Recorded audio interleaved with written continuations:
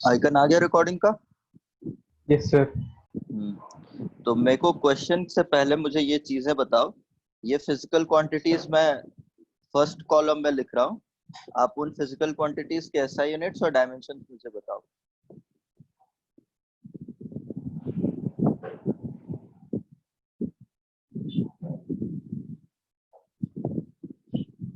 Angular displacement है पहला वाला। एंगुलर डिस्प्लेसमेंट का एसआई यूनिट क्या है? रेडियंस। हाँ,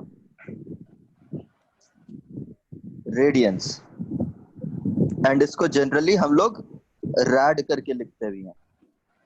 ठीक है, रेडियंस क्या है? रेडियंस और डिग्रीज में फर्क अंडरस्टैंड कर सकते हो? डिग्रीज 0 से लेके 360 डिग्री तक वेरी करता है, बट यही वैल्यू को आप पाई के टर्म्स में भी डिनोट कर सकते हो, 0 से लेके 2 पाई तक। तो ये डिग्रीज वाला क्वांटिटी है एंड ये रेडियंस वाला क्वांटिटी है। ठीक है, radian is a unit to measure angle, right? इसका डायमेंशन बताओ क्या है? रेडियन का डायमेंशन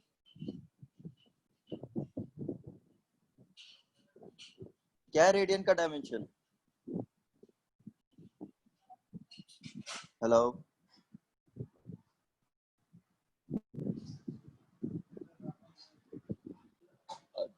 ठीक है, बाकी सब तो कोई है। डायमेंशन नहीं होगा। हाँ, तो जल्दी बोलो ना, इतना सोचने का क्या है?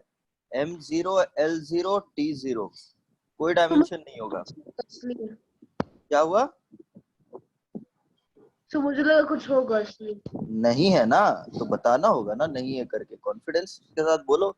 अच्छा देखो, अगर आपको डाउट है तो फिर आप समझो ना, अगर ये आर्क एक एंगल आर्क सबटेंड कर रहा होगा L का और उसका रेडियस R है, तो L बिकम्स R थीटा। तो थीटा क्या है? It is a value of distance, और मतलब length divided by length only, तो इसीलिए डायमेंशनलेस है। एंगुलर फ्रीक्वेंसी का बताओ, और एंगुलर वेलोसिटी, इसको हम क्या कह सकते हैं? इसको हम एंगुलर फ्रीक्वेंसी भी कह सकते हैं। जब हम एसएचएम में जाएंगे हम बात करेंगे फ्रीक्वेंसी क्या है, एंगुलर फ्रीक्वेंसी क्या है, या तो फिर अभी सर्कुलर मोशन चैप्टर में इसे बेसिकली एंगुलर वेलोसिटी के टर्म्स में जानोगे, बट इसे एंगुलर फ्रीक्वेंसी के टर्म्स में भी बात कर सकते हैं। तो ये एंगुलर वेलोसिटी या एंगुलर फ्रीक्वेंसी का ऐसा यूनिट क्या है? हाँ, M0 L0 T-1। ऐसा यूनिट तो बता ब्रो पहले, ऐसा यूनिट बताओ ना। रेडियंस पर सेकंड। हाँ, it is radians per second. So what the dimension becomes? M0 L0 T-1। Similarly angular acceleration का बताओ। रेडियंस पर second square. So it becomes M0 M0 L0 T to the power -2। Similarly यहाँ पे ये क्या लिखा है मैंने? ये टॉर्क लिखा हुआ है। टॉर्क का बताओ क्या हो जाएगा? पहले तो आप फोर्स का बताओ। फोर्स का क्या है ऐसा यूनिट? न्यूटन। न्यूटन। और इसको हम लोग रिप्रेजेंट एन से, कैपिटल एन से भी करते हैं। और इसका डायमेंशन क्या है? ML T-2। ठीक है, एंड वैसे ही अगर मैं बात करूं तो यहाँ पे डिस्प्लेसमेंट का क्या डायमेंशन हो जाता है? डिस्प्लेसमेंट का ऐसा unit is metres, M which is represent by m। तो यहाँ पे dimension m0 l1 t0। And velocity similarly क्या हो जाता है? Metre per second. Metre per second. And this is m0 l1 t-1। And acceleration, it is meter per second square, m0 l1 and t-2, है ना? अब torque का बता दो मेरे को। टॉर्क मैंने आपको क्या बताया हुआ? It is r cross f। तो इसका डायमेंशन क्या हो जाएगा? इसका न्यूटन डायमेंशन मीटर क्या हो? Square per second square. Newton metre. हाँ, न्यूटन मीटर। Newton metre. तो यहाँ पे इसका डायमेंशन क्या हो जाएगा? ML to the power 2 T to the power -2। Similarly ये क्या है? ये एंगुलर मोमेंटम है। ये क्या है, ये एंगुलर मोमेंटम है which is r cross p. p is यहाँ पे 10th क्वांटिटी, मोमेंटम मैं लिख रहा हूँ, momentum which is p. Sir ये So सब नोट p, करना है क्या? नोट करने की जरूरत नहीं है, सब देख लो एक बार ताकि बार बार आए ना. तो ये एंगुलर मोमेंटम क्या हो जाएगा, mv है ना, क्या हो जाएगा, kg मीटर पर सेकेंड ना. Yes sir. So it is mlt inverse. And so similarly angular momentum becomes kg meter square second inverse. So it becomes ml square t inverse. बस इतना ही, मुझे बस इतना ही जानना था, नोट करने की इस पे कोई जरूरत नहीं है. अब आ जाओ इस क्वेश्चन का आंसर करो मेरे को. क्वेश्चन को नोट करो, क्वेश्चन में से अगर वैल्यू ही नोट करना है तो वैल्यू नोट करो और सॉल्व करो. अगर हो गया हो तो फिर नेक्स्ट क्वेश्चन मैं लिखूंगा, बता देना मेरे को.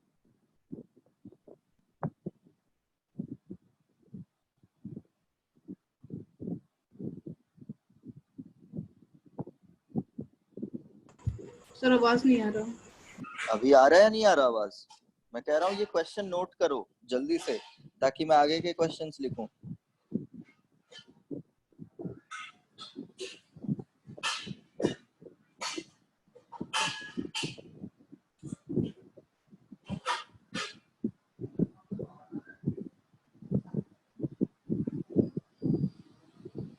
Can I move on to the next question?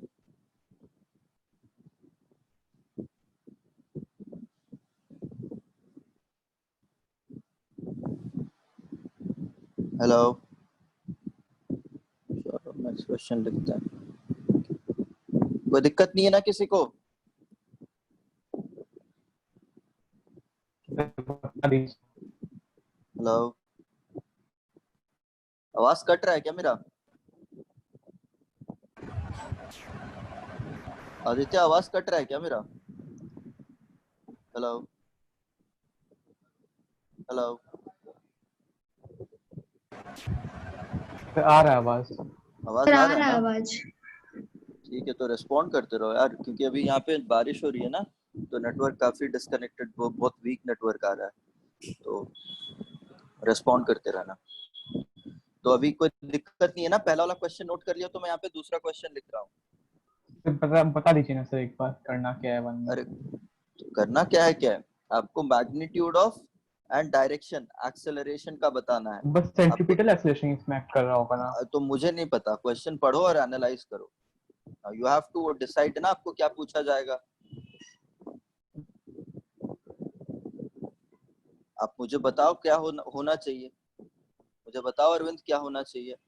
यहाँ पे आपको दिया, stone is tied to the rope of length 2 metre if it makes 10 revolutions in 20 seconds, find out the magnitude and direction of acceleration. So आपको अभी मैंने class में ये बताया हुआ कि एक्सेलरेशन दो तरीके के हैं, टेंजेंशियल एक्सेलरेशन है और रेडियल एक्सेलरेशन है. तो इस क्वेश्चन में क्या रेडियल एक्सेलरेशन हो सकता है, बताओ. हो सकता है क्यों होगा अगर होगा तो? कि वो मोशन उसको Very good. So because we are talking about a circular motion, and circular motion is always an accelerated motion, and that means in a circular motion there is always a radial acceleration available.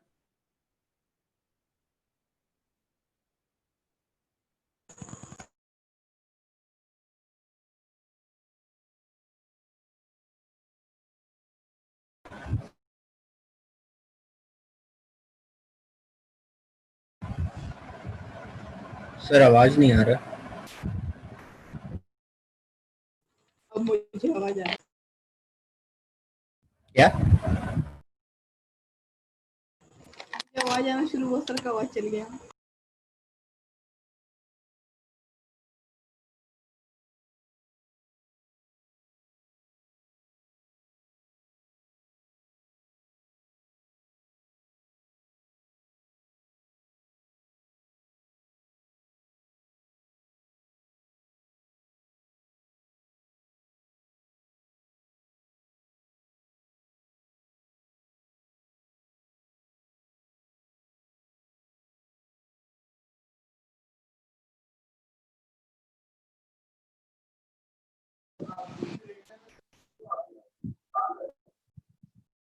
Hello guys, फिर से cut गया ना? Yes sir. Yes, sir. क्या करें? Let's wait to readjust this by itself. अगर हो गया तो अच्छी बात है। हो गया आई थिंक।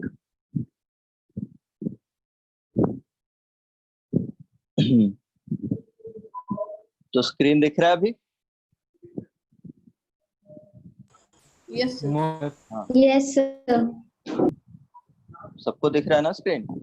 ठीक है। तो सर अभी यहाँ आवाज पे, नहीं आ रहा था, आप क्या बोल रहे थे सर? हाँ वही मैं, सुनो मेरी बात। तो यहाँ पे क्योंकि सर्कुलर मोशन है तो फिर यहाँ पे रेडियल एक्सेलरेशन तो हमेशा मौजूद होगा, because we are talking about a circular motion, and circular motion is always an accelerated motion, so there will be a radial acceleration available always, and this radial acceleration will change the velocity's direction but not the magnitude, which will change in the velocity of the stone will enable it to execute the circular motion. And the stone which is tied to this rope will provide a requisite amount of tension to this stone, which will provide in turn the centripetal acceleration or centripetal force to the stone, which will enable the stone to execute the circular motion. Now, the question, we have established that there will be a radial acceleration, but now the question is, will there be a tangential acceleration here? Answer me.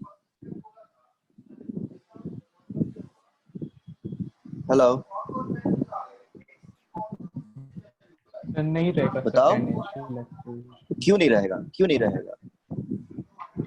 तो tangential sir क्योंकि उसका जो tangential velocity है वो शायद constant निकल के आएगा। देखो, मैंने आपको पिछले क्लास में क्या बताया था, टेंजेंशियल एक्सेलरेशन का रोल क्या है सर्कुलर मोशन में? मैग्नीट्यूड और डायरेक्शन दोनों चेंज करना। नहीं, डायरेक्शन नहीं चेंज करना, मैग्नीट्यूड चेंज करना। ठीक है, डायरेक्शन चेंज करने का रोल आपका सेंट्रिपिटल फोर्स के पास है, और मैग्नीट्यूड चेंज करने का रोल है आपका टेंजेंशियल एक्सेलरेशन के पास। तो क्योंकि यहाँ पे वेलोसिटी चेंज नहीं हो रहा है, यहाँ पे वेलोसिटी चेंज नहीं हो रहा है, that is why we can say tangential acceleration is not present here. That is why we can say tangential acceleration is not present here. Now, because tangential acceleration is not present here, the acceleration in demand in this question is your centripetal acceleration. Clear है ये बात? Yes sir. Clear है ना? तो मुझे यहाँ बताओ, centripetal acceleration किसके बराबर होता है? 2 pi square. सेंट्रीफ्यूगल के। अरे v स्क्वायर बाय r। हाँ, v स्क्वायर बाय r होता है यहाँ पे। और आप इसे क्या भी, और एक फॉर्म क्या है v स्क्वायर बाय r की जगह पर? और क्या ओमेगा कह स्क्वायर सकते? r। हाँ, ओमेगा स्क्वायर r।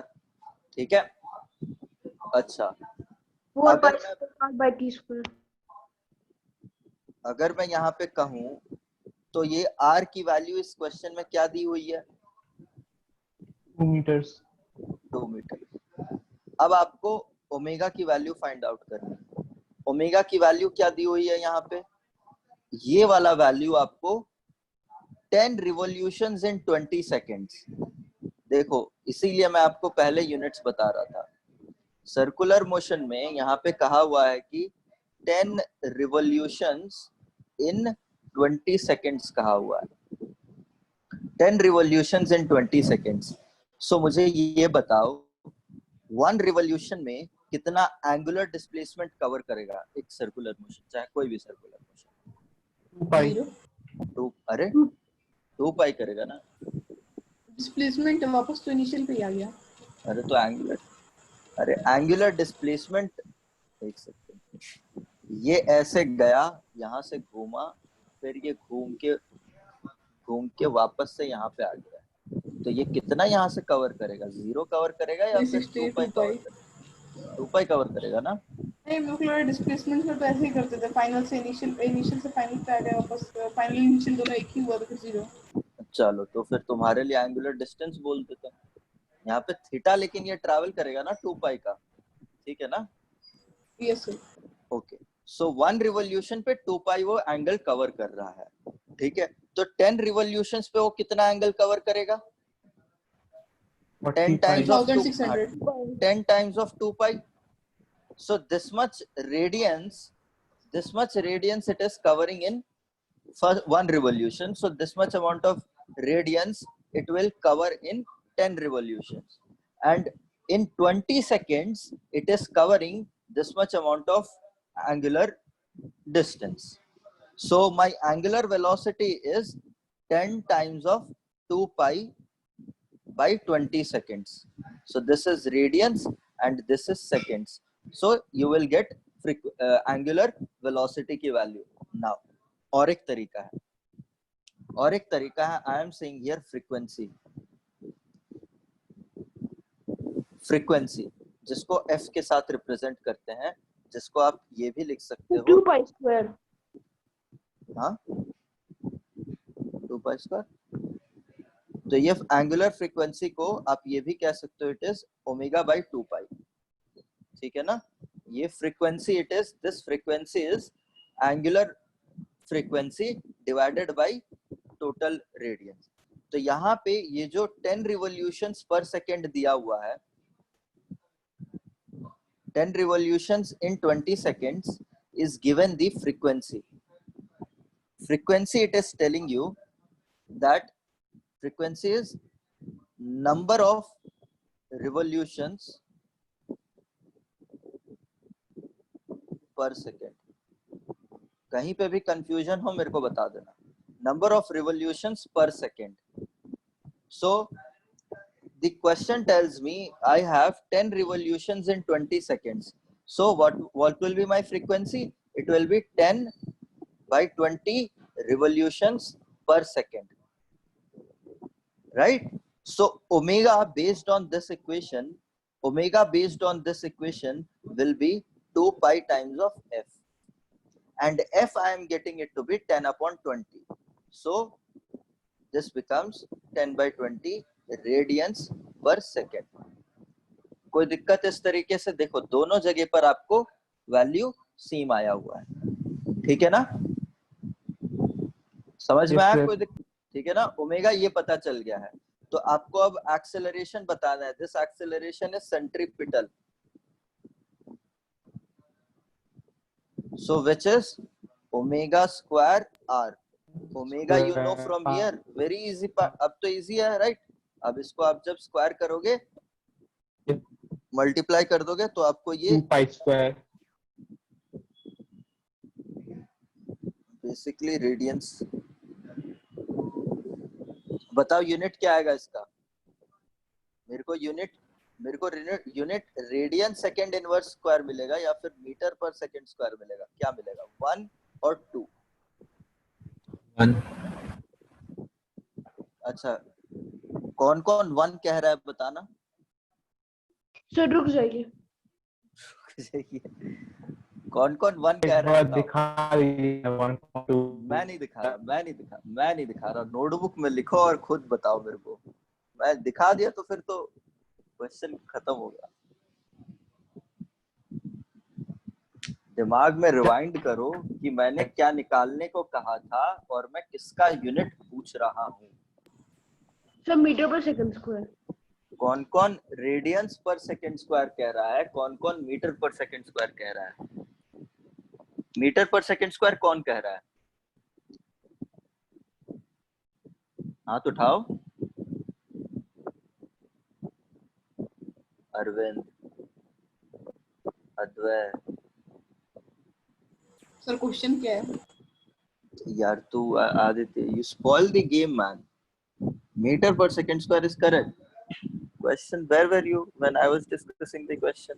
मुझे नहीं पता, मैं अभी आया, मैं देखा आप लॉबी वहाँ पे चेक कर रहे हैं। So the answer, because I am calculating here linear acceleration, This is linear acceleration. This is not angular acceleration. हम calculate नहीं कर रहे हैं, हम यहाँ पे linear acceleration calculate कर रहे हैं.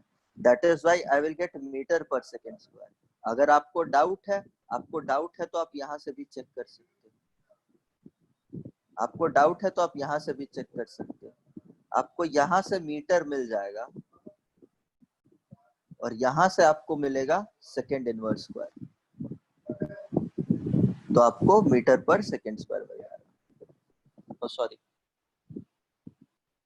हाँ ठीक है, मीटर पर सेकेंड स्क्वायर आपको. All right, so this was very easy question. Now moving on to, पता नहीं इसमें इतना टाइम क्यों लगा दिया आपने. देखो अब मैं आपसे पूछ रहा हूँ कैलकुलेट द एंगुलर वेलोसिटी. अब आपको पेन एंड पेपर यूज करना होगा. कैलकुलेट द एंगुलर वेलोसिटी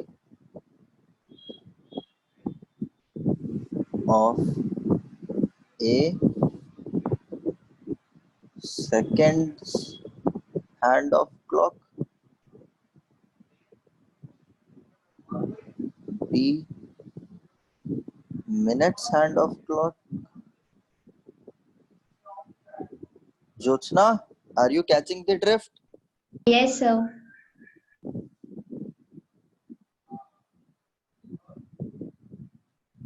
चलो ये तीनों वैल्यू निकाल के बताओ. And I am expecting everyone to, ये 10th स्टैंडर्ड का क्वेश्चन है. 10th स्टैंडर्ड के 8th स्टैंडर्ड का क्वेश्चन है.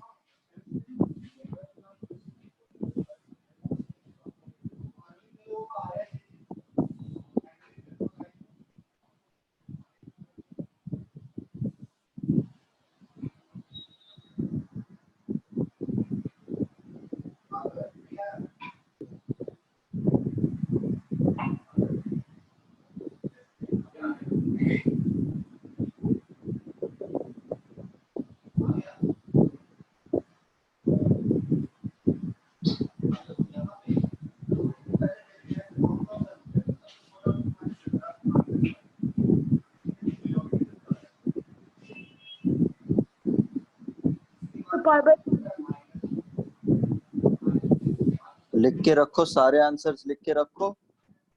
जब हम डिस्कस करेंगे तब कंपेयर कर लेना. मैं यहाँ क्वेश्चंस लिखते जा रहा हूँ, सॉल्व करते जाओ.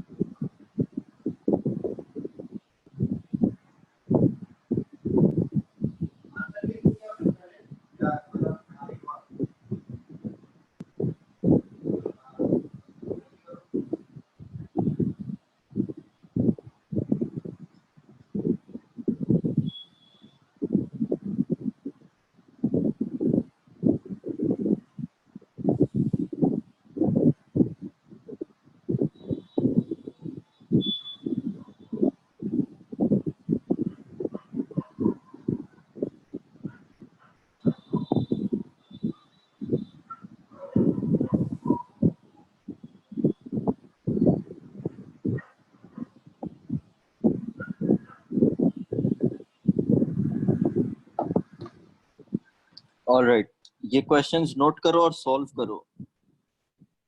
थोड़े टाइम बाद हम लोग डिस्कशन स्टार्ट करेंगे, तब तक मैं पेंसिल चार्ज कर लेता हूँ। स्क्रीन दिख रहा है सबको? Yes, sir.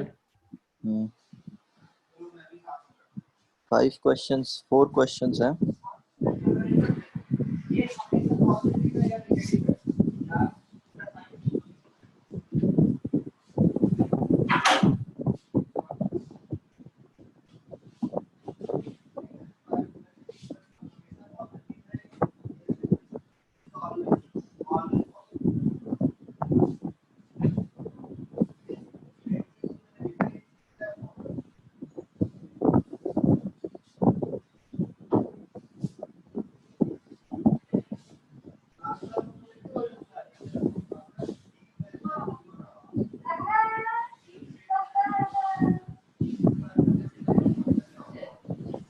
तो सेकेंड और थर्ड क्वेश्चन दिखाइए ना। श्योर।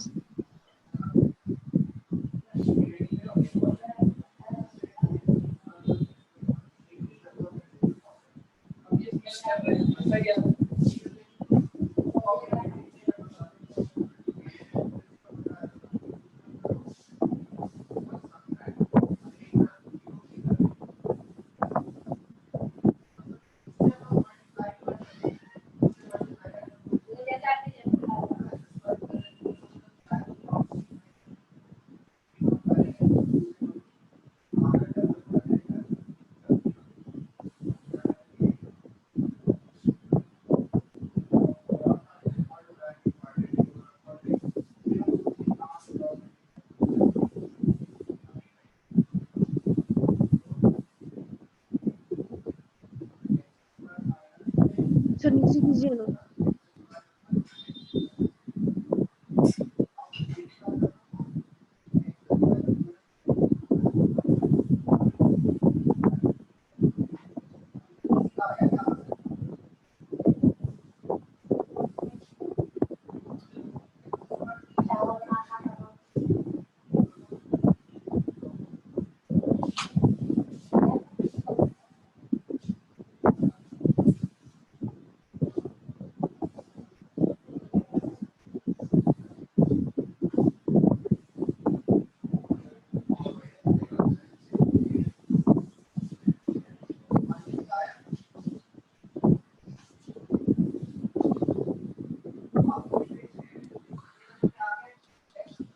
विशाल सर, विशाल सर, ये इससे चार्ज नहीं हो पा रहा है, इसका चार्जर नहीं हो रहा। मैं लगा के देखा था, नहीं हो रहा था। देख रहा, नहीं हो रहा, नहीं हो रहा, नहीं, ये 5% पे ही रहा है। समझिए ना बात को, बता रहा हूँ ना।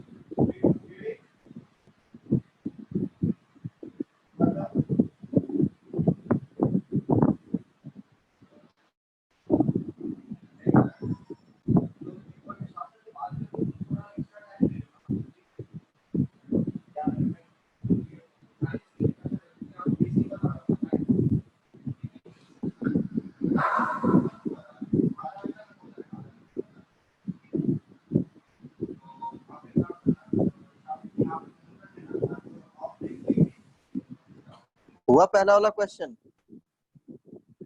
Yes sir. क्या क्या आ रहा है आंसर? मैं अभी लिख नहीं पाऊंगा, तो आंसर बताओ पहले वाले का। सर सेकंड नंबर ना, हाँ सेकंड नंबर ABC का आंसर बताओ क्या आएगा? ये आगे एंगुलर आएगा speed of pi by second. 30 5/30। और दूसरा जगह सबका पाई बाय 1800। एक सेकंड, धीरे धीरे यार, धीरे धीरे धीरे धीरे धीरे धीरे।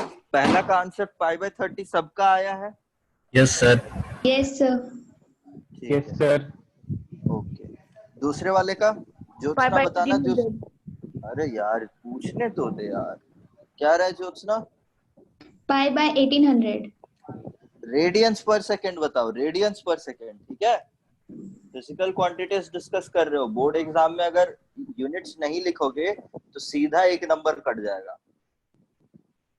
फिर प्रियांश सी बताना, angular velocity of Pi/21,600 radian per second.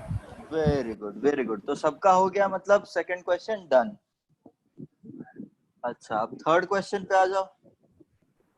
Third question क्या आ रहा है? 9.86 मीटर पर तो सेकंड स्क्वायर। यहाँ पे कौन सा एक्सेलरेशन पूछा हुआ है?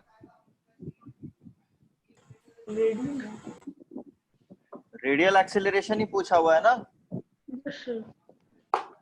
टेंजेंशियल तो नहीं पूछा हुआ है? पक्का?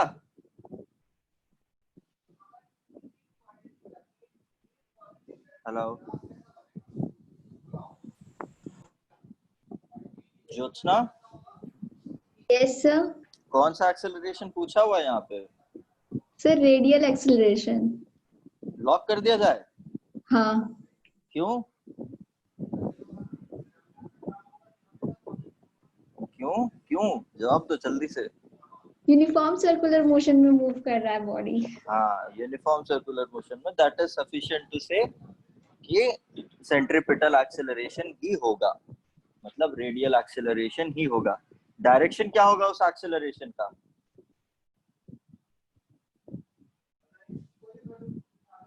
डायरेक्शन क्या होगा प्रियांश एक्सेलरेशन का?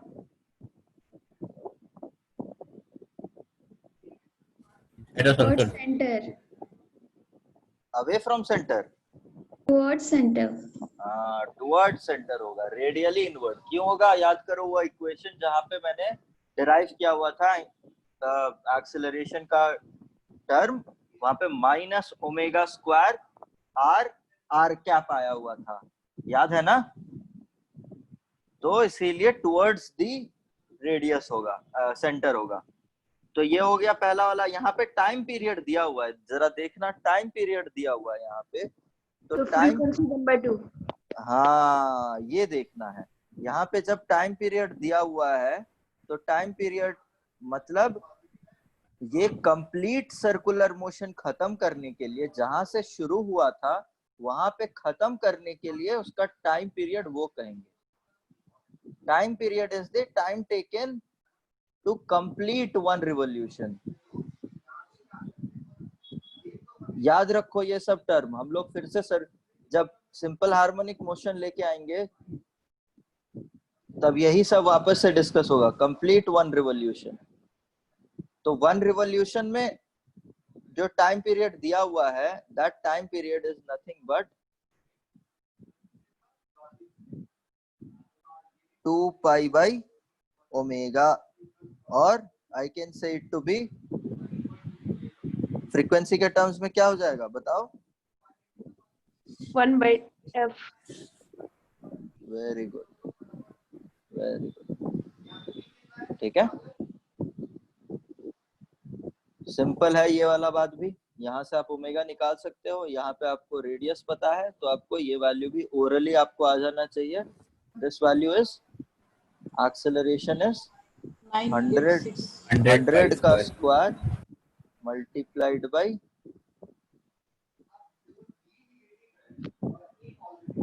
सॉरी ओमेगा स्क्वायर I का square. 2π/2 का स्क्वायर, ठीक है। Sir. Yes sir. Now circular motion, ये वाला क्वेश्चन फोर्थ का आंसर सर उसको वैल्यू नहीं निकालिएगा।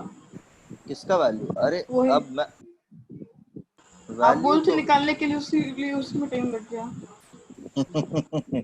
देखो देखो मेरा ठीक है। यहाँ पे मेरा यहाँ पे आपको बस कुएं के पास पहुंचाना काम है। कुएं तक पहुंच के आप क्या करते हो वो आप पे है। Now see, point is, if the answer, because you are going to face objective type of question paper, all right? So if it's an objective type of question paper, you have to adapt your answer according to the answers given in that multiple choice question. So if the answer has values in terms of decimal values, then you have to take the value of pi to be 3.14.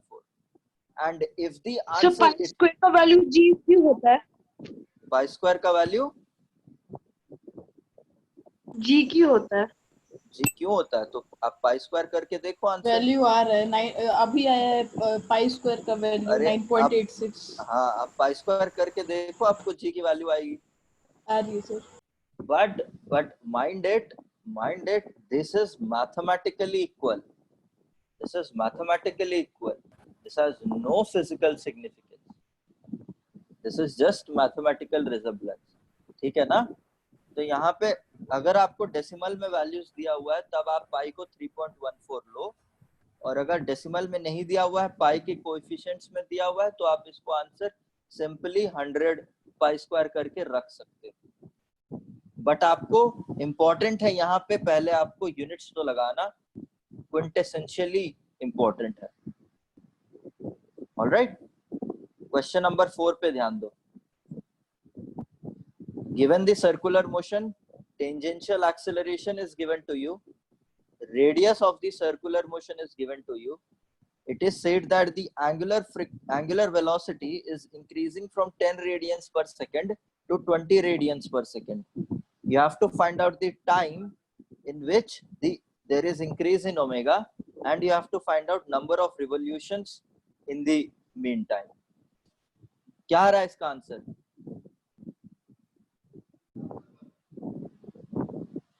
Sir time 1/4 seconds आ रहा है। Something 25 something 25 अभी मैं बनाया नहीं तो उसको calculate कर रहा था इसलिए तो कहा। क्या दिया हुआ? टेंजेंशियल एक्सेलरेशन की वैल्यू क्या दी हुई है? 2 meters per second। 2 metre per second square, और रेडियस की वैल्यू क्या दी हुई है? 5 centimetre. 0.05 metre. And it is said that omega is increasing from 10 to 20 radians per second. So अब यहाँ पे टेंजेंशियल एक्सेलरेशन की बात है। That means my velocities, angular velocity की या फिर linear velocity की magnitude change हो रही है। This is the role of this angular velocity, tangential acceleration, right? So अगर मुझे टेंजेंशियल एक्सेलरेशन पता है तो क्या मैं एंगुलर एक्सेलरेशन निकाल सकता हूँ? Yes sir. Yes sir. कैसे, क्या रिलेशन है टेंजेंशियल एक्सेलरेशन और एंगुलर एक्सेलरेशन के बीच में? प्रियांश बताना। प्रियांश, क्या रिलेशन है इनके बीच में? ज्योत्सना, टेंजेंशियल एक्सेलरेशन और एंगुलर एक्सेलरेशन के बीच में रिलेशन क्या है? Sir, AT is equal to R tangential acceleration. Sorry, AT is equal to R.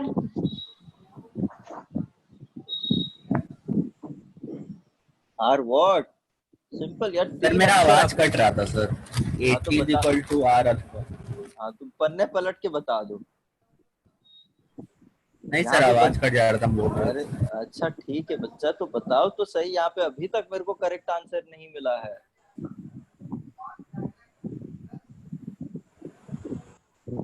AT equal to R alpha. अरे वेक्टर में बताना, वेक्टर में बता। AT क्या होता है वेक्टर में? वेक्टर में बताओ। अरविंद वेक्टर में बताना मेरे को क्या है इक्वेशन, AT और अल्फा के बीच AT में equals to रिलेशन। alpha cross R. सिंपल 3 अक्षर याद करने हैं आपको, उसमें ही कंफ्यूजन है। AT equals to alpha cross R। तो यहाँ पे ये सिर्फ without vectorial notation R alpha है। तो ये इक्वेशन हम यूज करके ये बता सकते हैं, हमको R पता है, हमको AT पता है, तो मुझे अल्फा पता चल जाएगा। और अगर अल्फा मुझे पता है तो मुझे ये this value is omega I, this value is omega F। I can easily write that omega F is equals to omega I plus alpha T. So I know omega F, I know omega I know alpha की value from this equation. I can find out time का value. So my first answer I will get from this equation. Now the question is, it is asking number of revolutions in the meantime. So number of revolutions in the meantime. So अब number of revolutions कैसे बताओगे? Theta निकालेंगे पहले. Theta So निकालोगे 0.25 seconds. निकालोगे कैसे बताओ, number of revolutions कैसे निकालोगे? नंबर ऑफ 2 pi रिवॉल्यूशन में 1 revolution, तो फिर थीटा में 1 by 2 pi into theta revolution. Don't complicate it, don't complicate it, there is an easier way. You know the angular displacement, you know the angular displacement would be, theta would be omega I times of t plus half alpha t square, right? Now you know the value Yes, of sir. omega I, you know the value of t, you know the value of alpha, you know this value of t, so you can find out value of theta. So this will be the angular displacement, isn't it? So if you want to Yes, find sir. out Yes, the sir. number of, if you find out the number of revolutions, so you can say one revolution will incur a value of 2 pi angle. So if my angle is theta, then to find out number of revolutions, I have to just say the number of revolutions will be equal to Theta by 2 theta pi. by 2 pi. Isn't it pretty simple? I have just used the equations of the physics itself, है ना? अब चलो इससे values बताओ क्या क्या आ जाएगा। T equals to 0.25 seconds. और इसका तो थीटा आएगा 15 by 4 radians और number of revolutions 15 by 8 pi. मेरे पास तो है नहीं, बट सबका सेम आंसर आ रहा है या नहीं आ रहा है इसका सॉल्यूशन? नंबर तो है नहीं, क्या आ रहा है टी का वैल्यू? टी का वैल्यू क्या आ रहा है? 0.25. 0.25 मीटर सबका यही वैल्यू आया, per second. सबका यही वैल्यू आया। Yes, Yes, sir. sir. और Yes, number of sir. Revolutions कितने आ रहे हैं? 15 by 8 pi. 8 पाई, पाई आएगा। अच्छा ठीक है चलो, Yes, sir. हाँ आ सकता है। आपको नंबर ऑफ रिवॉल्यूशंस बताने हैं, नंबर ऑफ रिवॉल्यूशंस ठीक है, क्योंकि ये वैल्यू आई थिंक 15 आ रहा है ना, 15 by 4 आ रहा होगा आपका। Yes, sir. ठीक है, हो सकता है। This Should is, do. कोई यूनिट्स नहीं होगा बट यहाँ पे, because this is just a number. ठीक है, alright. Now interesting question, question number 5। ये जो करेगा उसको चॉकलेट तो दे नहीं सकते आज, बट अप्रिसिएशन से काम चलाना पड़ेगा आपको। 5th क्वेश्चन जो करेगा उसको क्रेडिट से। हुआ किसी का 5th क्वेश्चन अभी तक? No, sir. करो फिर, थोड़ा सोचो।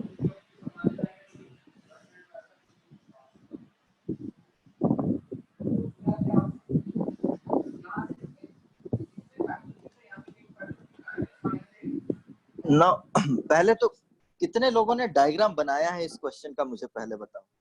अटेम्प्ट कितने लोगों ने, सबने अटेम्प्ट किया या नहीं किया इस क्वेश्चन को अभी तक? हाँ या ना बोलो। No, sir. अच्छा अटेम्प्ट ही नहीं किया है, तो मैं आधा मिनट दे रहा हूँ टू इमेजिन, मतलब आधे मिनट में तुम इमेजिन करो क्या सिचुएशन डिमांड कर रहा है।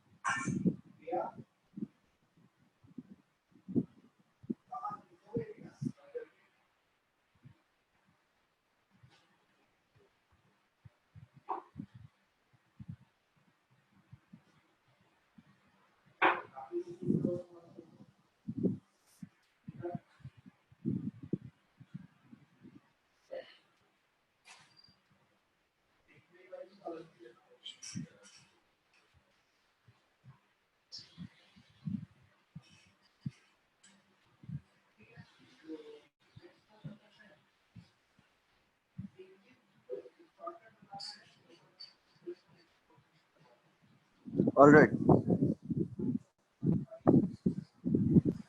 स्क्रीन शेयरिंग बंद हो गया I think. No sir.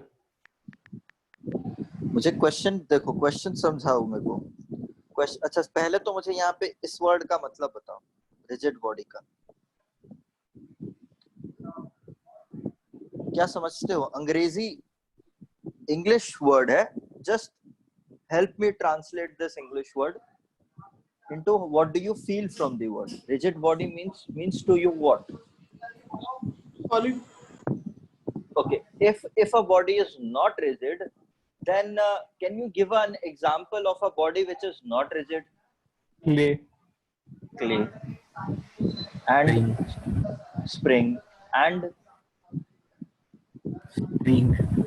spring तो हो गया, sponge, right? सर स्प्रिंग बोले थे। Rubber band. Right, so these are not rigid bodies. अच्छा, give me an example of a rigid body then. Wooden block. Wooden block, stone, Ball. wall, right? These are rigid bodies. Rigid body का मतलब, आप physics में मतलब समझो rigid body का। Rigid body means there will be, अगर if I move a body with some velocity, that means there will be no relative velocity. Screen दिख रहा है सबको? Yes sir. Yes, sir.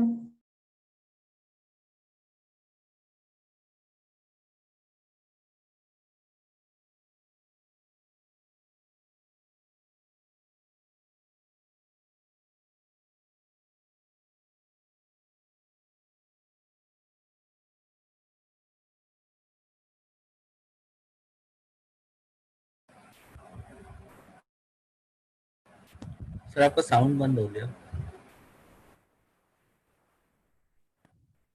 Yes, sir. Hello guys, फिर से Yes, sir. Disconnect हो गया। काफी इरिटेटिंग है ये चीज, डिस्कनेक्ट हो जाता है बीच में। इसको थोड़ा रीएडजस्ट होने दो। सर दो स्मार्ट प्रेप अकेडमी है। हाँ, क्या कह रहे हो? दो smart आगे। देखते हैं, ये रीएडजस्ट हो जाने दो।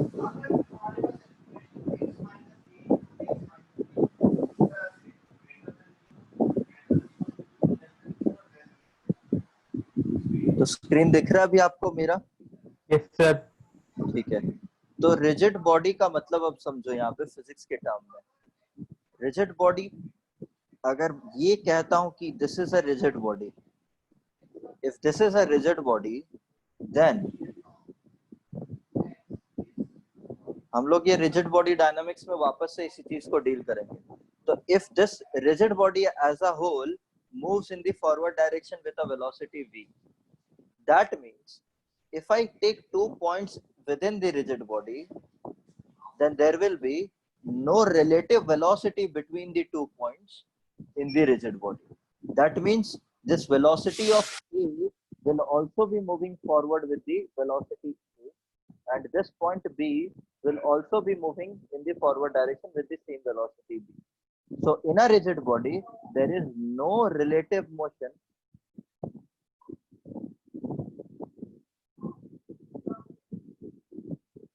between 2 points within the rigid body. समझ में आया ये बात? इस तरीके से आप रिजिड बॉडी को डिफाइन करते हो. अगर उनके बीच में रिलेटिव वेलोसिटी है, अगर पॉइंट ए और पॉइंट बी के बीच में रिलेटिव वेलोसिटी है, दैट मींस ये rigid body, this is no more a rigid body. But if you say that this body to be a rigid body, that means take any 2 points within the rigid body, there will be no relative motion between those 2 points. Clear है ये बात? Respond करो. Yes, Yes, sir. Yes, sir. अब आते हैं question पे. Question कह रहा है this rigid body is spinning. This rigid body is spinning. ये भी एक critical important term. जब rigid body rotational dynamics में जाएंगे तब हम देखेंगे इसका significance क्या है. कुछ तरीके के मोशन से समझो. लट्टू को देखा है? लट्टू. हाँ सर. Yes, sir. तो लट्टू, yes, sir. लट्टू को इमेजिन करो. सी, लट्टू को इंग्लिश में क्या बोलते हैं? Spinning top. Top. There is a physics related to the spinning top or a spherical top or a rigid top. ये सब टर्म्स है. थोड़ा मोशन को एनालाइज करो. आपको मैं फिजिक्स का ज्ञान दे देता हूँ यहाँ पे. देखो, अगर ये जैसा मोशन है वैसा अर्थ का भी मोशन है. अर्थ आपको पता है, अगर यहाँ पे सन है तो एक एलिप्टिकल ऑर्बिट में अर्थ घूम रहा है अराउंड द सन. ठीक है? तो ये सन, अर्थ क्या है, अपने एक्सिस के अबाउट रोटेट भी कर रहा है. This axis is tilted. This axis is tilted towards the sun. This axis is tilted. ये vertical ऐसा axis नहीं है. This axis is tilted towards the sun. The tilt of this axis produces season on the earth. Season on the earth is not dictated by the nearness of the earth from the sun or the farther or the it is at the farthest point or at nearest point from the sun. This does not dictate which season is on earth. But the axis, the tilt of the axis of rotation of the earth dictates what will be the season on the earth. All right. So the axis of the earth about which the earth is rotating plus earth is revolving around the sun also. Right. Similarly, if you see a spherical top, let's say this is a lattu.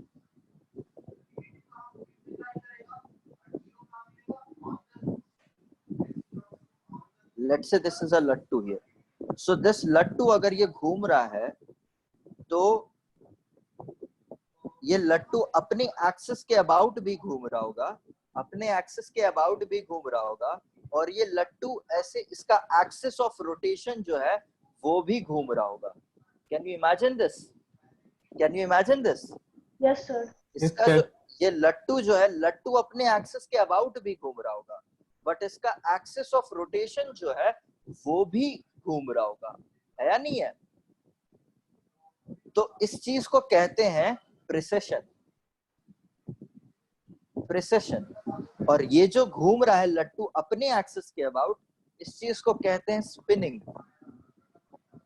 और जो rotation, precision क्या हो गया? Rotation of axis of rotation है. ठीक है ना? ये बात समझो, ये फिजिक्स के टर्म्स हैं. ये जब हम रिजिड बॉडी डायनामिक्स में जाएंगे तब वापस से देखेंगे इस चीज को. तो अभी के लिए इतना ही, बट अब वापस से क्वेश्चन में आओ. इसीलिए स्पिनिंग का टर्म इंपॉर्टेंट है.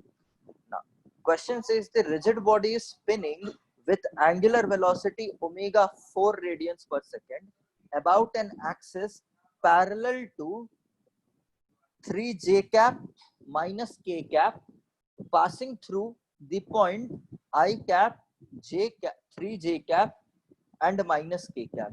Find the velocity of the particle at a point 4 I cap plus 2j cap plus k cap. Now imagine this to be my rigid body. It is said that the axis of rotation of this rigid body is passing through a point 3j cap minus k cap. So that means somewhere here there will be a point which is 3i cap, 3j cap minus I cap plus 3j cap minus k cap. So उस vector के parallel है वो. अच्छा okay. So I cap plus 3j cap minus k cap and parallel to this angle. Okay. So let's say क्या है बताना फिर से, ये कहाँ से पॉइंट से पास कर रहा है, कह रहा है I cap plus 3j cap minus k cap. plus 3j cap है minus Yes, k sir. cap, ठीक है. So what will be the coordinates of this point? 1, 3, minus 1. So ये कोऑर्डिनेट से ये एक्सिस पास कर रहा है और ये रिजिड बॉडी इस एक्सिस के अबाउट किस एंगुलर वेलोसिटी के साथ घूम रहा है? 4 radians per radians second. per second. और आपको किस पॉइंट के अबाउट फाइंड आउट करने कहा हुआ है? तो कुछ 4i cap करके था. 4i cap plus 2j cap plus k cap. ठीक है, velocity of the particle at this point कहा हुआ है. So velocity of the particle at this point, let's say ये कहीं पे भी पॉइंट है, 4i cap plus 3j cap minus k cap, यही है क्या? 2j cap. 2j cap plus k cap. ये है ना, तो इसका कोऑर्डिनेट sir. क्या हो जाएगा? 4, 2, 1 हो जाएगा, ठीक है ना. और ये एक्सिस किसको पैरेलल है कह रहा है? This is parallel to 3j cap minus k cap. अब आपको सिचुएशन समझ में आया है, ठीक है. अब मुझे आपको बताना है कि velocity about this point of this बताना है. कैसे बताओगे? देखो, अच्छा और एक चीज, अगर मेरे को लीनियर वेलोसिटी यहाँ पे पूछा हुआ है तो लीनियर वेलोसिटी और एंगुलर वेलोसिटी में रिलेशन क्या है? सर वो 11 की पावर वाली जगह पे क्या लिखे हैं यहाँ पे? अरे ये पैरेलल लिखा है यार, 11 की पावर नहीं है ये, पैरेलल है. पैरेलल टू सी परपेंडिकुलर का साइन ये है ना, पैरेलल का साइन ये है. Yes sir. सर नहीं, हम लोग कुछ ऊपर लिखते हैं. देखो तो अरे यहाँ पे बताओ, लीनियर वेलोसिटी और एंगुलर वेलोसिटी के बीच में रिलेशन क्या है? Vectorial, omega cross r. ठीक है ना. तो यहाँ पे आपको ये वैल्यू फाइंड आउट करना है. आपको ओमेगा का वेक्टर पता है क्या? Yes sir. क्या पता है बताओ? 4 ओमेगा का radians per वेक्टर, second है. अरे वो तो ओमेगा का मैग्नीट्यूड हो गया ना. Yes sir. वेक्टर बताओ, वेक्टर बताओ.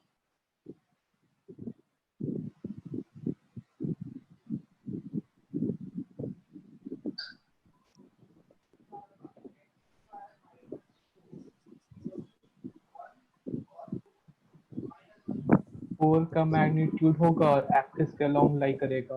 हिंट यहाँ पे है, इसका यूटिलिटी क्या है? 4 multiplied by 3j cap minus k cap. अरे तो 4 मल्टीप्लाइड बाय 3j कैप, तो इस वेक्टर के अराउंड आप ये मैग्नीट्यूड ले रहे हो, बट ये क्या का, ये पैरेलल है भाई इसको. आपको अगर देखो मेरी बात समझो. आपको अभी क्या करना है? आपका ऑब्जेक्टिव है ये एक्सिस का वेक्टर आपको फाइंड आउट करना है या नहीं है? आपका ऑब्जेक्टिव ये एक्सिस का वेक्टर फाइंड आउट करना है. तो आपको yes, ये एक्सिस के अलोंग जो वेक्टर आपको फाइंड आउट करना है उसका मैग्नीट्यूड पता है. तो आपको ये मैग्नीट्यूड पता है. अगर मैं इस एक्सिस के along unit vector find out कर देता हूं तो मुझे ये ओमेगा वेक्टर पता चल जाएगा. जस्ट मैं इसके मैग्नीट्यूड को इस यूनिट वेक्टर के साथ मल्टीप्लाई कर दूंगा तो मुझे ओमेगा क्रॉस ओमेगा बार पता चल जाएगा, है या नहीं है? तो ये यूनिट वेक्टर क्या है, ये क्वेश्चन है. और अगर आपको पता है कि ये एक्सिस एक दूसरे वेक्टर को पैरेलल है तो मैं इस वेक्टर को यूज करके इस वेक्टर का जो यूनिट वेक्टर होगा that is 3j cap minus k cap divided by 3 square plus 1 square. This unit vector, the direction along which this unit vector would be pointing and the direction of this axis of rotation or axis of spinning are same, isn't it? Yes, sir. So this is my a cap. So I can say that omega bar is nothing but 4 under root of 10 3j cap minus k cap. So you got the value of omega cap, omega bar. Now your objective is to find out what is r vector. Tell me what is r vector here.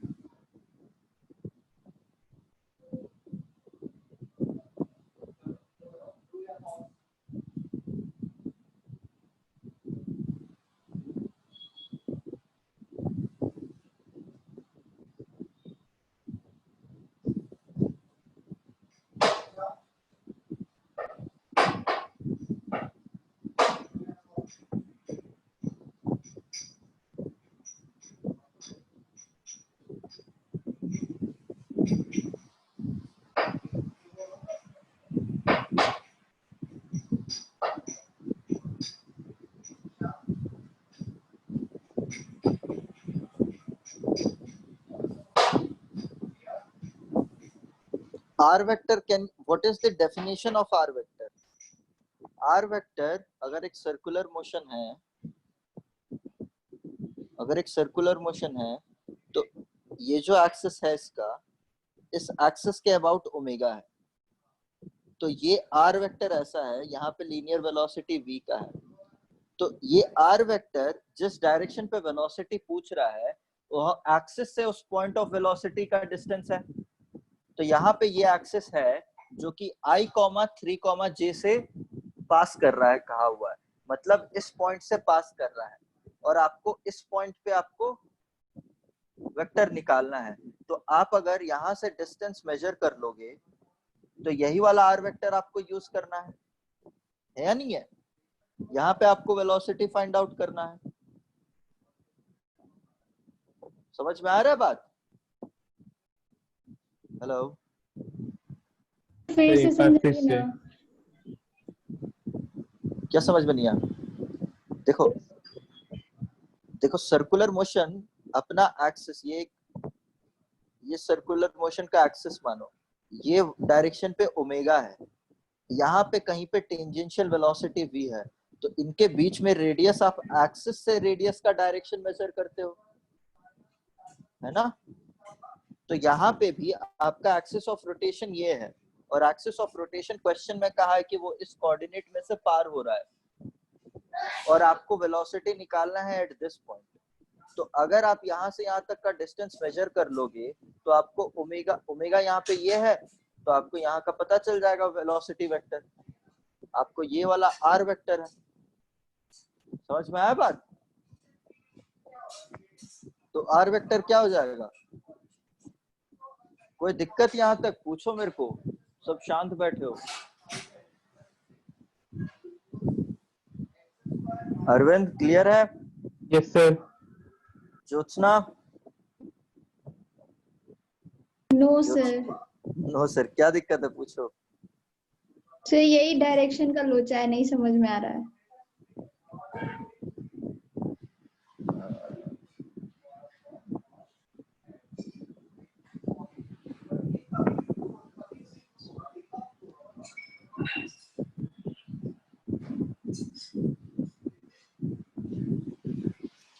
मैं अब rigid body बड़ा बना दिया, ठीक है? Rigid body मैंने बड़ा बना दिया. मानो कि ये जो मेरा पहला पॉइंट था वो यहाँ पे है, ये जो मेरा दूसरा पॉइंट है वो यहाँ पे है, ठीक है? ये P यहाँ पे है. मैं थोड़ा सा वाइडर लेके जा रहा था ताकि आप लोग को, तो ओमेगा का डायरेक्शन ये है. ये वाला पॉइंट P अगर कह रहा हूँ, क्या है कोऑर्डिनेट्स P का बताना? 1, 3, -1, 1, 3, -1, और यहाँ पे ये क्या है? 4, 2, 1, 4, 2, 1. तो अगर ये पॉइंट P से पास कर रहा है, आपको ओमेगा वेक्टर पता चल गया है, तो अगर ये R वेक्टर है तो आपको यहाँ पे वेलोसिटी वेक्टर बताना है बस। कोई दिक्कत अभी इमेजिन करने में?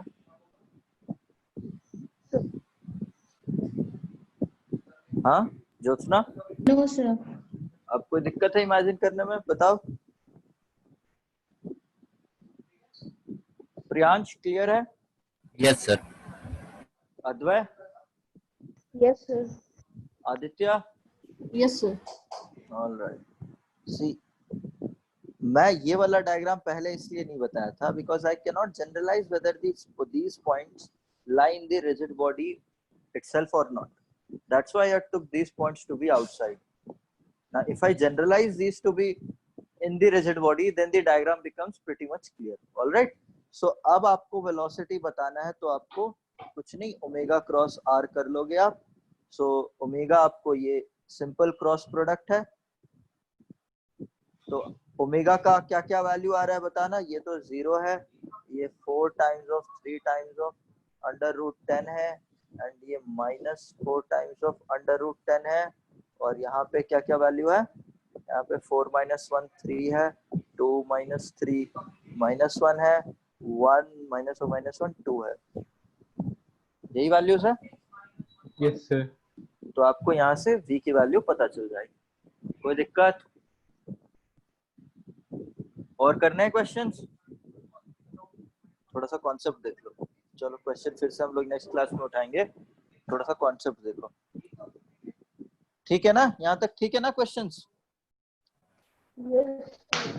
अभी Yes, नेक्स्ट क्लास में और क्वेश्चंस उठाएंगे। ऑलराइट, उससे पहले मैं आपको बता देता हूँ, पिछले क्लास में किसी ने इरोडोफ कहा था, इरोडोफ में भी क्वेश्चंस अवेलेबल हैं, मेरे को बस चेक करना है तो कहाँ से कहाँ तक आपको बताने हैं। मैं आपको ये देखो, अभी जो मैं नंबर्स बताने वाला हूँ, this doesn't mean you have to solve these questions. I am just notifying you here कि सर्कुलर मोशन में कहाँ से कहाँ तक क्वेश्चंस है। Now this goes on to I think till 58. All right, these are questions which involve, of course, these are 1 point पहले chapter में. So these are questions related to circular motion. You can pick any question, you can solve any question. More questions we will discuss in the next class. But before going into Irodov, I will always suggest go for booklet, then for HCV, then for Irodov. This must be the order. First priority, second priority, and then third priority. This should be your last. Unless until you complete booklet, you should not go to HCV. Unless until you complete booklet and HCV, then you should go to Irodov. और ये तो ज्योत्सना के लिए बिल्कुल ही नहीं है। All right. Sir Booklet what? Sir नहीं है सर बुकलेट। बुकलेट है ही नहीं। हाँ सर। एकदम सेम यार ये तो पहले बताना चाहिए था आप लोगों को। चलो कोई नहीं, मैं आज पता करता हूँ बुकलेट का क्या अपडेट है, ठीक है? अगर वो नहीं है तो HCV शुरू कर दो, ठीक है? अगर वो नहीं है तो HCV शुरू कर दो, कोई दिक्कत नहीं होनी चाहिए HCV में। चलो अभी कॉन्सेप्ट देखो। कॉन्सेप्ट है पहला वाला जो पिछले क्लास में हमने डिस्कस करा था, पेंडुलम वाला। पेंडुलम में जस्ट मैं इंट्रोड्यूस कर दे रहा हूँ वापस से रिवाइज करने के लिए कि अब ये स्ट्रिंग ऐसे अटैच था, मैंने इसको एक हॉरिजॉन्टल सर्कुलर मोशन एग्जीक्यूट करवा रहा हूँ। तो अब ये अगर लेंथ L का है और ये वर्टिकल एंगल थीटा से बना रहा है, तो इसका ये रेडियस कितना हो जाएगा बताओ? रेडियस कितना हो जाएगा? L sin theta. ठीक है, और अगर इस पे फोर्सेस में बैलेंस करवाऊं तो नीचे mg, इधर टेंशन लगेगा, और इस डायरेक्शन पे tension component here will be t sin theta and the vertical component would be t cos theta.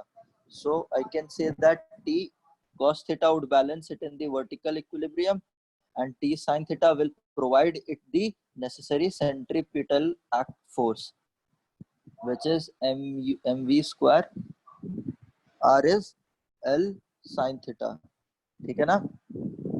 So I can say that this tan theta is equals to mv square L sin theta by mg. All right, so this turns out to be, इसको बस solve करना है, इसमें कुछ नहीं है, यही solution है, इससे ज्यादा कुछ नहीं था।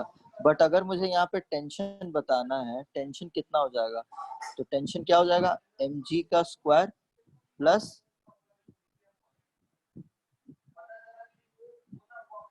mv स्क्वायर बाई r का स्क्वायर। कोई दिक्कत इसको एनालाइज करने में, कोई दिक्कत है इसको एनालाइज करने में? No sir. अगर मैं इसको इसके नॉन इनर्शियल फ्रेम में अगर मैं इसका फ्री बॉडी डायग्राम बनाऊं, तो इस पे सेंट्रीफ्यूगल फोर्स ऊपर लग रहा होगा, इसमें mg नीचे लग रहा होगा, एंड यहाँ पे टेंशन लग रहा होगा। तो नेट इन दोनों का वैल्यू एकदम टेंशन को अपोज करता हुआ लगेगा, क्योंकि ये इसके नॉन इनर्शियल फ्रेम में just Bob will be at rest. That is why the net force of centrifugal force and the weight force would balance the tension force, and so the tension value is this. All right. Okay. अगर मैं पूछूं कि net acceleration क्या हो जाएगा इस पे, net acceleration क्या हो जाएगा इस पे, वो क्या कहोगे, g square plus v square by r का स्क्वायर। कोई दिक्कत इसको समझने में? No sir. जो कहीं पे भी दिक्कत हो तो मेरे को बताना रोक के, ठीक है? कोई दिक्कत नहीं है ना यहाँ तक? चलो अब आगे बढ़ रहे हैं, फिर कहीं पे भी दिक्कत मेरे को रोक के पूछो। अब आगे tan थीटा का वैल्यू कैसे आया? tan थीटा का वैल्यू देखो, ये इसको इसके साथ डिवाइड कर रहा हूँ, ये t sin थीटा को मैं t cos थीटा के साथ डिवाइड करूंगा। हाँ सर, समझ में आ गया। पूछा करो ना यार, पहले आप अज्यूम करके बैठ जाओगे तो कैसे होगा। देखो अब क्या कर रहा है, वो वाला क्वेश्चन पे आओ। क्या हो रहा है कि साइक्लिस्ट है, वो ट्रैवल कर रहा है इस तरीके से रोड पे, तो रोड पे देखो अब इसको टर्न करवाना है, तो इसके खुद के फ्रेम में, माने कि नॉन इनर्शियल फ्रेम में हम एनालाइज करेंगे, तो अच्छा मुझे ये बताओ, अगर एक सर्कुलर मोशन बॉडी अगर एक सर्कुलर मोशन पे एग्जीक्यूट कर रहा है, question is a body executing a circular motion, the body is a non-inertial frame. True or false? True. Why true? Why true? Uniform circular motion is an accelerated motion. I haven't said it to be a uniform circular motion. I have just said that it is a circular. हाँ. तो दोनों accelerated होता है. हाँ, exactly. Any circular motion is always an accelerated motion. That means any body executing a circular motion will be a non-inertial frame. Clear है ये बात?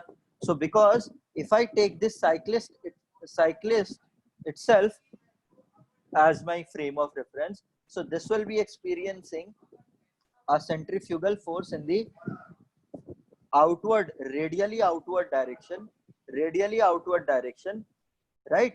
So due to this, and let's say the coefficient of friction between the tires of the cycle and the road is mu. So in the non-inertial frame, which means the frame of reference of the cyclist itself, which will be experiencing a centrifugal force outwards, so there will be a frictional force opposing the centrifugal force. So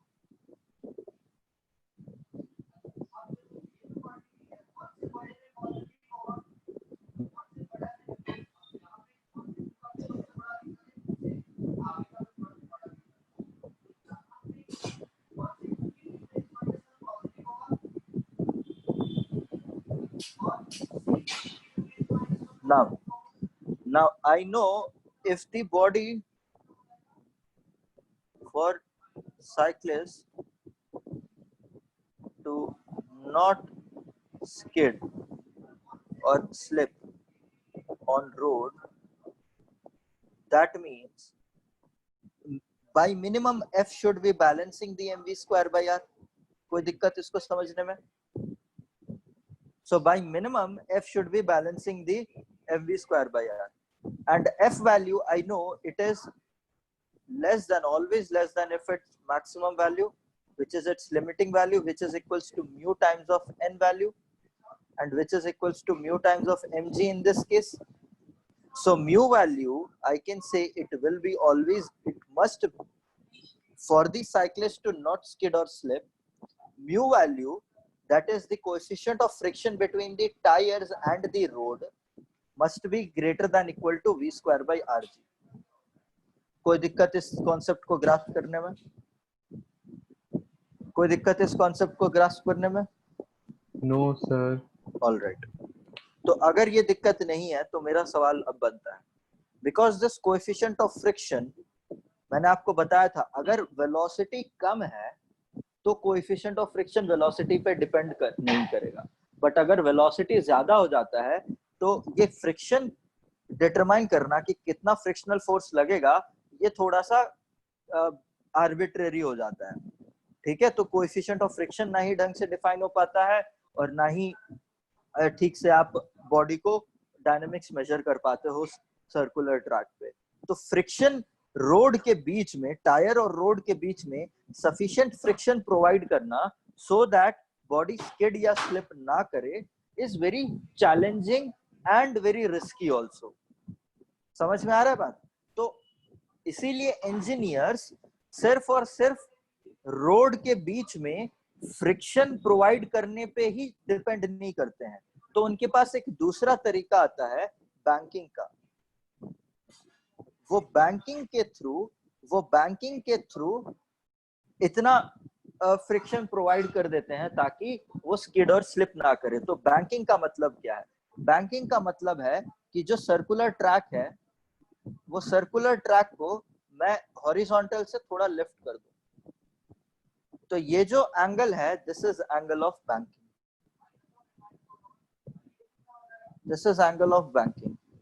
Now if there is a motorcyclist here, I'm just representing it with a block. If there is a motorcyclist here, so there will be, इसका थोड़ा सा free body diagram, ये vertical interface इस तरीके से बन रहा है। तो ये एक नॉर्मल कंपोनेंट इधर महसूस करेगा, एक वर्टिकल कंपोनेंट mg महसूस करेगा, और ये एक mv स्क्वायर बाय r का सेंट्रीफ्यूगल फोर्स एक्सपीरियंस करेगा। कोई दिक्कत ये डायरेक्शंस में? कोई दिक्कत ये डायरेक्शन में? I am assuming here no friction. I am assuming here no friction. पहले नो फ्रिक्शन देखो, फिर फ्रिक्शन और बैंकिंग दोनों को मिला के देखेंगे, ठीक है ना? तो यहाँ पे ये सिचुएशन है। Alright, now this angle is theta, that means this angle is theta, that means these vectors are mg cos theta and here mg sin theta, and this angle is theta, so vertical is n cos theta and in this component is n sin theta. So I can say in the frame, in the non-inertial frame, because I am talking here about the centrifugal force, so all the measurements are in non-inertial frame. So in the non-inertial frame, body is at rest, so n sin theta will be balancing the mv square by r, and n cos theta will be balancing the weight of the body.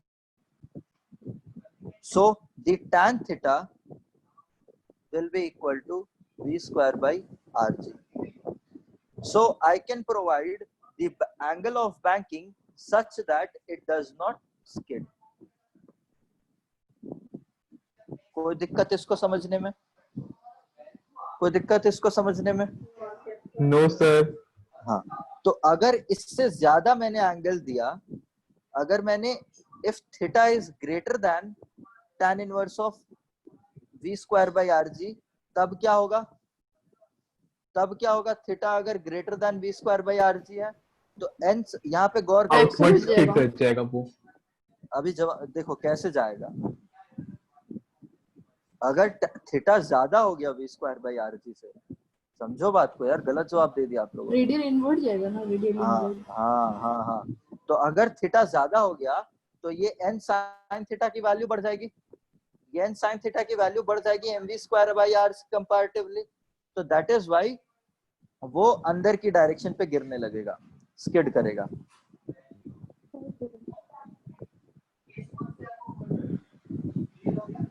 अगर theta is less than tan inverse of v square by r g, so ये skid outwards होगा।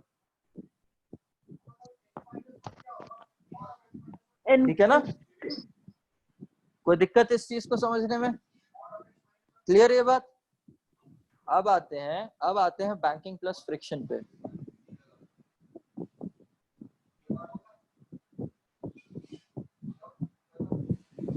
तो ये भी जरूरी नहीं है, आप अभी कभी इमेजिन करोगे कि अब इमेजिन करो जैसे जैसे आपको मानो कि आपको रेसिंग ट्रैक्स है, रेसिंग ट्रैक्स में मोटर बाइक्स बहुत ही ज्यादा मतलब 300 200 250 मीटर किलोमीटर पर आवर और मीटर पर सेकंड स्पीड से भागते हैं, है या नहीं है? रेसिंग ट्रैक पे इतने स्पीड से भागते हैं बाइक्स। तो आप अगर यहाँ पे वेलोसिटी गौर करो, यहाँ पे अगर मैं यहाँ पे जितना ज्यादा वेलोसिटी बढ़ाते जा रहा हूँ वैसे वैसे मुझे थीटा की भी वैल्यू बढ़ते जा रही है।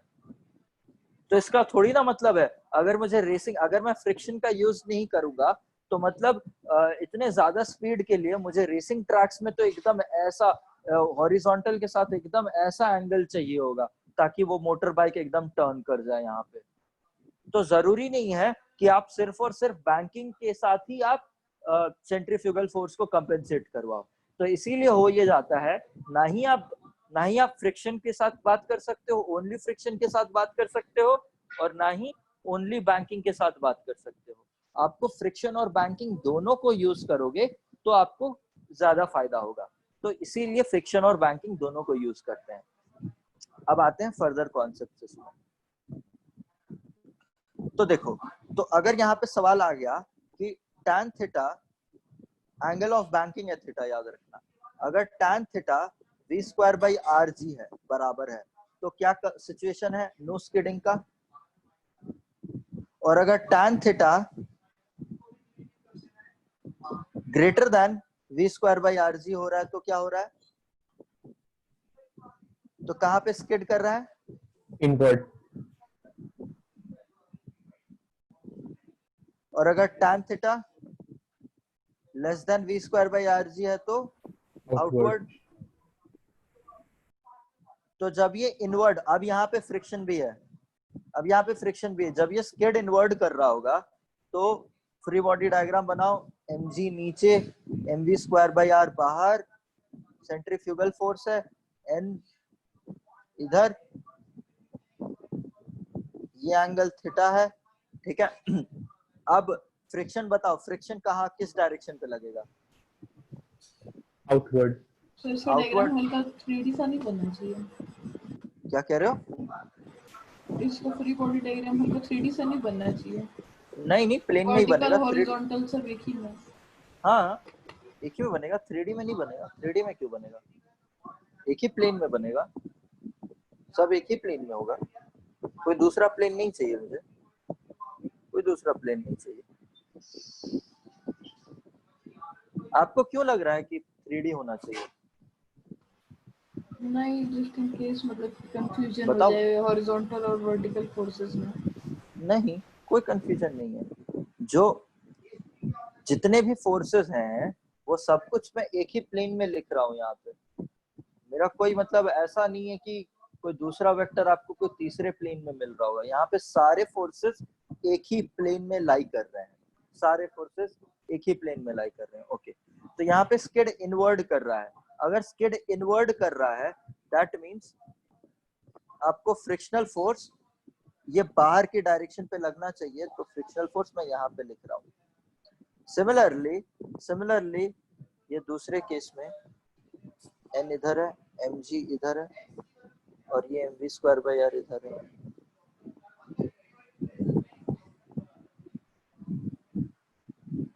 ये एंगल थीटा है। अब ये स्किड क्या है? स्किड आउटवर्ड कर रहा है, that means my frictional forces in this direction. So I'm writing the frictional force to be here. ठीक है, and ये maximum value मैं ले रहा हूँ. This is of course less than mu n, and this is also theta किधर less. होगा ये कैसे डिटरमाइन करेंगे? बताते हैं.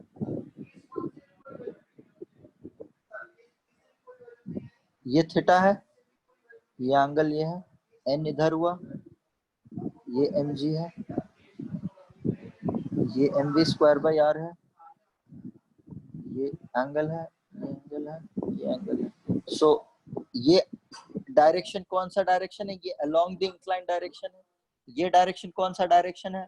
हॉरिजॉन्टल के साथ डायरेक्शन है. जो एंगल है बैंकिंग का वो हॉरिजॉन्टल के साथ एंगल बताया हुआ है ना इंक्लाइन का, तो इसीलिए ये एंगल थीटा हो गया. ठीक है ना,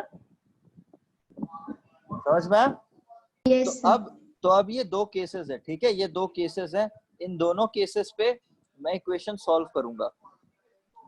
तो अब मुझे n की वैल्यू फाइंड आउट करके बताओ. पहला वाला केस में यहाँ पे 1 ले रहा हूं. तो केस 1 में I am just redrawing the, this is along the incline, this is perpendicular, this is perpendicular to the incline, this is horizontal. Perpendicular to the incline n है, vertical downward mg है, horizontally mv square by r है, और ये skid frictional force बाहर लग रहा है. Frictional force यहाँ पे है. All right, and this angle is theta. So मैं अब सारे फोर्सेस को रिजॉल्व करने वाला हूँ. This will be, this is theta, this is mg cos theta, this is mg sin theta, this is theta and cos theta and sin theta. All right, and यहाँ पे friction का components, this will be f cos theta and in this direction would be f sin theta. All right, now I can say n cos theta plus f sin theta will be equal to mg, and और क्या आ जाएगा, n sin theta minus, और better to say f cos theta, इसके inertial frame पे ही will be equal to mv square by r. कोई दिक्कत यहाँ तक? ठीक है. तो and इसके बेसिस पे I can say f is equals to mu times of n. ठीक है. So and for the second case, there will be mg downward, n normally upward, mv square by r यहाँ पे, horizontal incline, ये angle theta, और यहाँ पे frictional force आपको इस डायरेक्शन पे मिलेगा. ऑल राइट, यहाँ पे भी इक्वेशन लिखोगे तो आपको मिलेगा सिर्फ और सिर्फ n cos थीटा, यहाँ पे mg minus better f sin theta यहाँ पे हो जाएगा, और n sin theta mv square by r plus f cos theta हो जाएगा. ओ सॉरी, माइनस हो जाएगा ना, माइनस हो जाएगा, and f will be equal to mu times of n. ठीक है, थीटा लेबल कर दीजिए ना. हाँ हाँ, थीटा तो हर जगह से अब एलिमिनेट करना होगा. अब माय सर लेबल कर दीजिए ना सर डायग्राम में थीटा.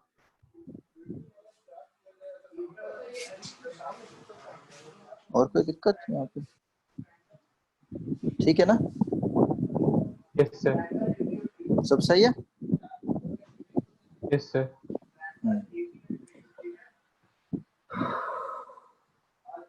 अब जब इन इक्वेशंस को सॉल्व करेंगे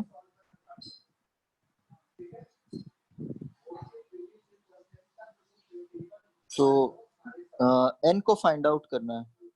n को फाइंड आउट करने के लिए इसको म्यू में कन्वर्ट करो तो आपको मिलेगा n will be equal to mg plus cos theta plus mu sin theta, isn't it? And substituting the value here, n will be equal to mv square by r divided by cos theta minus mu sin theta.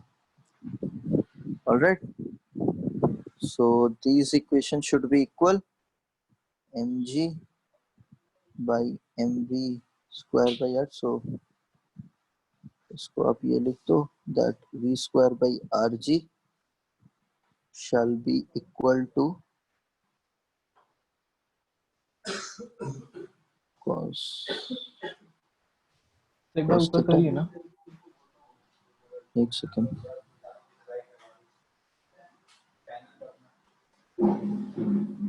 Clear है बात? हाँ, क्या हो गया, कहाँ पे देखना है? n का दूसरा वाला वैल्यू कौन सा इक्वेशन से आया है राइट साइड का? ये वाला? से अच्छा उससे आया है। सो अब यहाँ पे आप इक्वेशन को फाइंड आउट करोगे तो आपको इस इक्वेशन को लिख सकते हैं हम लोग 1 minus mu tan theta 1 plus mu tan theta equals to v square by rg। तो इनके बेसिस पे आप रिलेशंस को जस्टिफाई कर सकते हो कि म्यू की वैल्यू कितने ज्यादा होनी चाहिए and tan So theta componendo dividendo हाँ, कॉम्पोनेंटो डिविडेंडो कर लो ना। आपको देखो, कॉम्पोनेंटो डिविडेंडो करोगे इधर वेज कहीं ना कहीं आपको प्लस माइनस 1 आ जाएगा। If I do componendo dividendo here, I will get what? 2 cos theta by 2 mu sin theta, इसमें 2 कट जाएगा तो cos theta by mu sin theta। But I will get either ways। यहाँ पे देखो, let's say do it। So if I add here componendo, मतलब ऊपर मैंने add करा तो I will get 1 by mu tan theta will be equal to v square by minus rg। Mu tan theta. अरे तो वो तो कैंसिल हो जाएगा ना, -1 प्लस। तो my point is either ways कहीं ना कहीं प्लस और -1 आ जाएगा, इधर ऑन द लेफ्ट साइड और on the right side, right? That is why कुछ भी करो that is equal only. So okay, so keep this in mind. 8:15 हो चुका है। Keep this in mind, we will pick up in the next class from the banking and friction part only. Alright, तो यहाँ से हम अभी देखेंगे। अभी तो यहाँ पे स्किड वाले पार्ट में हम लोग और भी कमेंट करेंगे कि कहाँ पे स्किड वाले पार्ट पे आपको ये दो सिचुएशंस पे एनालाइज करना होगा बेसिकली, ठीक है ना? तो इन इक्वेशंस को भी सॉल्व करके देखो, इस तरीके का इक्वेशन निकालने की कोशिश करो। क्या इक्वेशन आ रहा है? बेसिकली इन साइंस में ही डिफरेंस आएगा और कहीं डिफरेंस नहीं आएगा। तो फाइंड आउट इस type of equation based on these two values and sin theta minus mu cos theta होगा सर। कहाँ पे? तो जो mv स्क्वायर बाय r वाला इक्वेशन है ना n का, हाँ sin थीटा माइनस उसमें sin theta minus mu cos theta होगा। Alright, I got it, yes. Alright, I got it.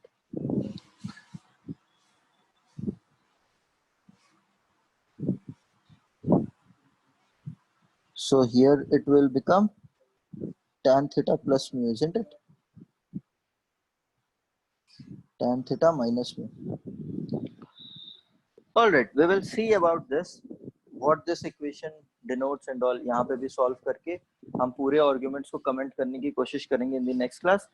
Until then, आप लोगों का assignment, चलो मैं आपको HCV से कुछ questions दे देता हूँ। ये भी ज्योत्सना के लिए भी same questions होंगे।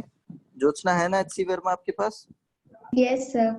हाँ, तो आपको मैं क्वेश्चन नंबर यहाँ पे नोट करवा रहा हूँ और मैं आपको बुकलेट भेजने की कोशिश करता हूँ, पता करूँ पहले बुकलेट का सिचुएशन क्या है। तो HCV क्वेश्चंस, क्वेश्चन नंबर 1 करो, 2 करो, 3 करो। 3 वाला टाइप का हम लोग और भी क्वेश्चन नेक्स्ट क्लास में डिस्कस करेंगे। 4 करो, 5 करो, 6, 7, 8 Sir, exercise now. exercises, yes, 9,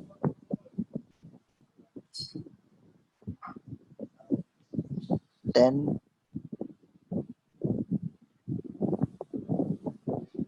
11, 12,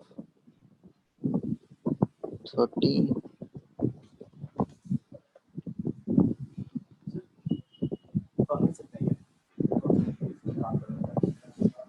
it is about to be done.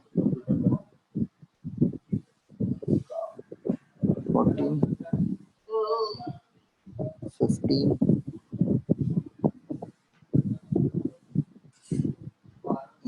16, I think 20 तक कर ही लो, टिल 20 असाइनमेंट दे रहा हूँ मैं आप लोगों को, इसको करो और नेक्स्ट क्लास में हम लोग बैंकिंग प्लस फ्रिक्शन देख लेंगे, ठीक है? क्लियर है ये बात? ठीक है सर। इसको खत्म करो एंड मैं आप लोगों को देखता हूँ अपडेट पहले ले लूं कि आपके बुकलेट का क्या सिचुएशन। किसी के पास भी बुकलेट नहीं है क्या? No sir. सर भेजे ही नहीं है। Alright, I will try to go through it कि बुकलेट का सिचुएशन क्या है और मैं आपको अभी आधे घंटे में मैसेज करता हूँ, ठीक है ना? चलो, thank you guys, good night.